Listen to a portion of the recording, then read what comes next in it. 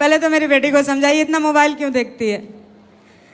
कहाँ गुरुजी डिप्रेशन से मैंने उसको कितने कष्ट से निकाला। बात करो बेटा, बात करो चलो। और अभी दिन भर फोन में लगी रहती है, इवन मेरी बात भी नहीं सुनती है। सुबह से लेकर रात बीत जाता है, एक हेडफोन का चक्कर लग गया है, दिन भर हेडफोन।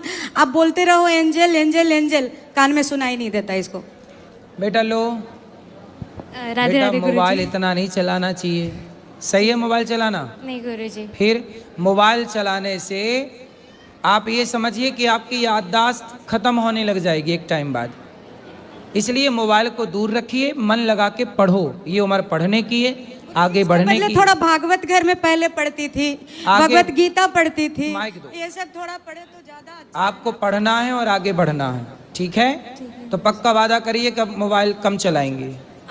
जो जरूरत है वो करिए बस। जैसे मैं अपने एडिटिंग का सीखती हूँ एंड न्यूज़िंग एडिटिंग सीखती हूँ एंड कभी कभार होता है कि ट्रेडिंग सीखती हूँ, क्योंकि मुझे थोड़ा बिजनेस भी खुद का करना तो है। मोबाइल पे होता है कि लैपटॉप पे होता है? ये हम लोग किसी में भी कर सकते हैं। पहले तो इसका कोर्स होता है, तो पहले मैं उसका कोर्स देखती हूँ। कोर्स कम से कम 6 घंटे का होता है। ठीक है, तो जो जरूरत है वो करना, बाकी रील मत देखते रहना। हाँ, रील्स मैं इतना नहीं देखती।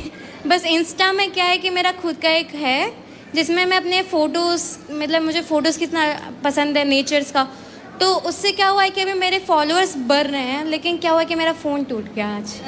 कोई बात नहीं, फिर जुड़ जाएगा। नहीं तो वो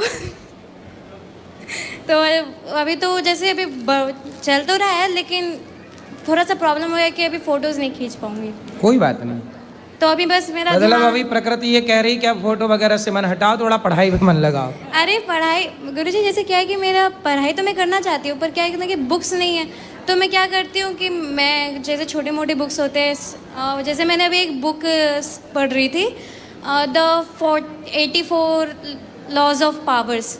इसमें क्या है कि हम लोग मैनिपुलेशन सीखते हैं, मतलब आप किसी को भी कंट्रोल कर सकते हो। बस मतलब आप जैसे किसी को भी चाहोगे आप वैसे कंट्रोल कर सकते हो। उसकी मैं बुक का सीख रही हूँ। ठीक है, तो किसको कंट्रोल करना है फिर आपको? नहीं जैसे नहीं भैया को नहीं करना। तो बस मैं जो किसी से भी कुछ भी सही है। अच्छा पढ़ो, बात करा। और कुछ? गुरुजी थोड़ा इनको समझाइए, घर में सब कुछ सही है, लेकिन कुछ भी डिसीजन लेना हो, मैं इनकी वाइफ हूँ। वाइफ है कि पत्नी है? पत्नी हूँ। मेरे से सलाह नहीं लेते, बड़े बड़े काम हो करना खुद कर लेते हैं। तो अच्छा है, खुद कर लेते। बात करते हैं थोड़ा। तो मैं किस लिए हूँ फिर इनकी लाइफ में? सही, बात कराओ। बताओ पत्नी किस लिए है आपकी लाइफ में?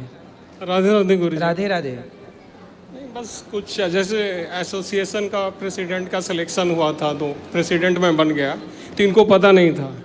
जैसे अपार्टमेंट होता है ना, हाँ, तो अपार्टमेंट में जैसे सोसाइटी फॉर्म होता है, तो उसमें प्रेसिडेंट सेक्रेटरी, तो प्रेसिडेंट में बन गया था, तो इनको पता नहीं था। तो आप इतनी बड़ी बड़ी खुशियाँ ले आते हैं, इतनी सफलताएं ले आते हैं, पत्नी को भी मौका दिया करो। 4 दिन पहले बता दिया करो कि ये होने वाला, तो बेचारी खुश तो हो जाए।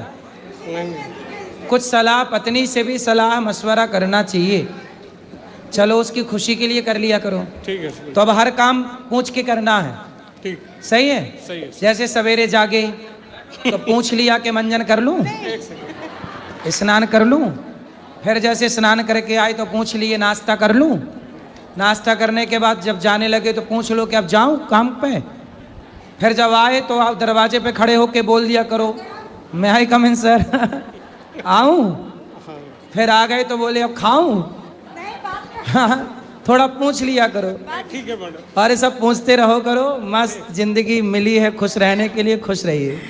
नहीं गुरुजी, ये सब नहीं है। मेरे से बात नहीं करते, सलाह प्रेसिडेंटी की बात है। गुरुजी मेरे छोटे छोटे बच्चे हैं, घर में बच्चों को टाइम नहीं देना, पढ़ाना नहीं, और दिन भर गुरुजी मेरे से बात करने करे, पड़ोसियों से जाके 3-3 4-4 घंटे बात करते हैं। क्या है, घर में नहीं रहना है, दिन भर बाहर लगे रहना है। तो मुझे तो सब, मेरे बच्चे कॉलेज में पढ़ रहे हैं, स्कूल में पढ़ रहे हैं, बात कराओ, बात उनके पास नहीं बैठना। बस बात कर लेंगे। भैया सुनिए, आपको अब पत्नी से बात करनी है, पड़ोसियों से कम, ठीक है? पक्का प्रॉमिस? सही।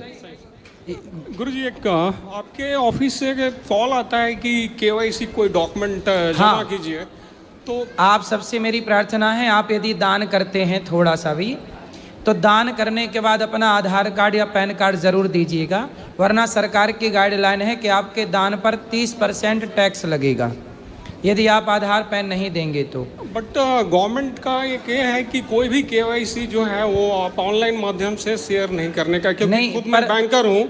नहीं, पर ऐसा है ना, जब आप हम लोगों को देते हैं, अर्थात जब दान करते हैं तो वो संस्थाएं आपकी इन चीज़ों को बिल्कुल सदुपयोग करती है, कभी उसका मिसयूज नहीं होने देती। थोड़ा यही डाउट होता है कि जैसे ऑनलाइन में पूछ रहे हैं क्या है आधार, क्या है, मतलब क्योंकि मैं बैंकर हूँ, मुझे पता है इसका बहुत बड़ा फ्रॉड भी होता है। नहीं नहीं, आप ठीक कह रहे हैं, पर फिर भी क्या है, अब आप समझिए, सरकार को यदि सरकार मांगती है संस्थाओं से कि आप आधार पैन दीजिए, जिसने दान दिया उसका। नहीं, मैं समझ रहा हूँ उसके हाँ, लिए। तो मैंने तो बस उनको, वही बात है। नहीं, उनको मैं बोला कि मैं वहाँ आ रहा हूँ, मैं ऑफिस में। हाँ, आप आ जाएं देख के। लेकिन बोलते हैं कि नहीं, आपको व्हाट्सएप में ही डालना है। कोई बात नहीं, आप यहाँ दे दीजिएगा, फिर यहाँ से व्हाट्सएप पे चला जाएगा। ठीक है गुरुजी, राधे राधे गुरुजी। जी, गुरुजी मैं परसों, आज हम कल पता नहीं प्रश्नोत्तरी होगी कि नहीं, परसों अन्न क्षेत्र के लिए मैं 11,000 रुपया दान देना चाहती हूँ। ठीक है। और आपके लिए दुपट्टे लाई हूँ, और रक्षाबंधन में इस बार राखी नहीं भेज पाई, तो मैं हर भेज देती हूँ वहाँ से, पर मैं मुझे इस बार आना था तो मैं खुद ही बोली मैं खुद ही हाथ से बांध दूंगी। तो मैं थोड़ा ऊपर आ जाऊँ, राखी भी बांध दूंगी, क्योंकि मुझे गोवर्धन परिक्रमा के लिए निकलना है। ठीक है।